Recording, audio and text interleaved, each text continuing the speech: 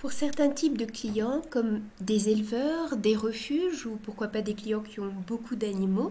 vous pourrez préférer éditer une facture globale, par exemple tous les mois, pour tous les soins réalisés pour tous les animaux de cette personne et donc envoyer une facture globale en fin de mois ou en début du mois suivant des différents soins effectués pour ces animaux. Alors je vous rappelle que si vous souhaitez pouvoir effectuer une facture globale de tous les soins de plusieurs animaux d'une même personne et sur des visites à des dates différentes, il faut bien penser quand vous êtes ici en visite à entrer les différentes lignes de facturation des soins qui sont effectués.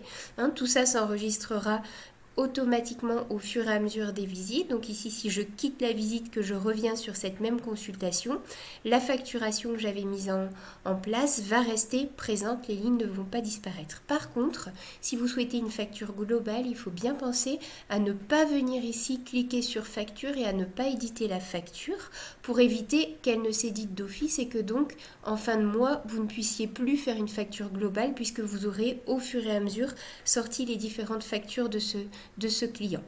Donc une fois que ça a bien été fait,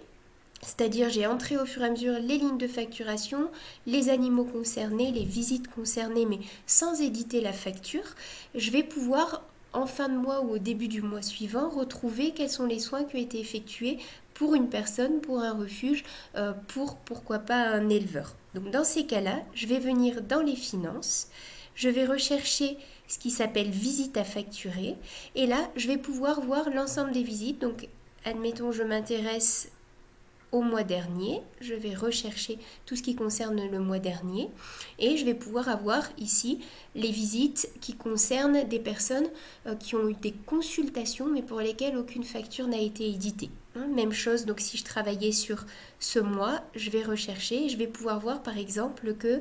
ici, ce client, Agosti Laona, a plusieurs animaux et que plusieurs visites ont été réalisées à des dates différentes et qu'aucune facture n'a été éditée. Donc, je vais pouvoir éditer une facture globale pour ce client.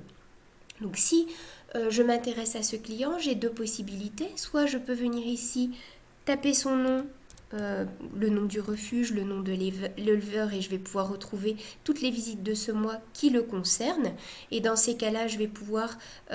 cocher les différentes cases et si je veux une facture unique à éditer pour ce client, je vais venir tout simplement cliquer ici sur une facture par client. Même chose, si je veux une seule facture globale, j'aurai aussi le choix de venir ici cliquer sur client, rechercher, ça va me regrouper les différentes personnes. Donc on va le faire ici par exemple, je vais enlever Agosti, je vais sur les clients, je vais rechercher et je vais voir effectivement que cette personne, Agosti Laona, a 3 visites qui sont en attente d'édition d'une facture. Alors, sachez que vous avez la possibilité, si vous voulez, recontrôler un petit peu ce qui avait été fait pour le client, pour une personne au niveau de la facture, avant d'éditer la facture globale, rejetez un petit coup d'œil à vos lignes de facturation. Vous avez ce petit sigle ici présent qui va vous permettre d'ouvrir dans une nouvelle fenêtre ici les consultations qui étaient concernées. Par exemple, Agosti Laona, je vois qu'il y a 3 consultations pour ces différents animaux. Si je clique ici sur le petit carré, je vais ouvrir une nouvelle fenêtre avec la consultation, une des consultations qui était concernée, je vais cliquer sur facturation et je vais pouvoir rejeter un petit coup d'œil aux soins qui avaient été effectués, éventuellement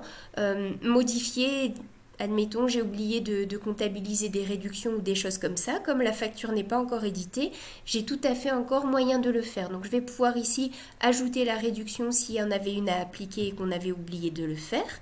Et puis je vais ensuite pouvoir refermer tout simplement cette fenêtre et puis venir de la même façon sur la facture suivante. Donc je clique de la même façon sur le petit carré, je vais pouvoir regarder mes lignes de facturation et ça va me permettre de vérifier que je n'ai rien oublié dans les différentes consultations, dans les différents actes et produits qui avaient été réalisés. Une fois que j'ai réalisé tout ça, donc je vais pouvoir sélectionner toutes les visites qui concernaient Agosti Laona. Et je vais demander à, alors soit générer toutes les factures, dans ce cas j'aurai les 3 factures différentes qui vont être générées, donc j'aurai un ensemble de 3 factures, ou alors une facture par client, et dans ce cas-là, quand je vais générer ici les factures pour la sélection, je vais avoir une seule facture globale qui regroupera tous les soins effectués ce mois pour cette personne Agosti Laona et pour ses différents animaux.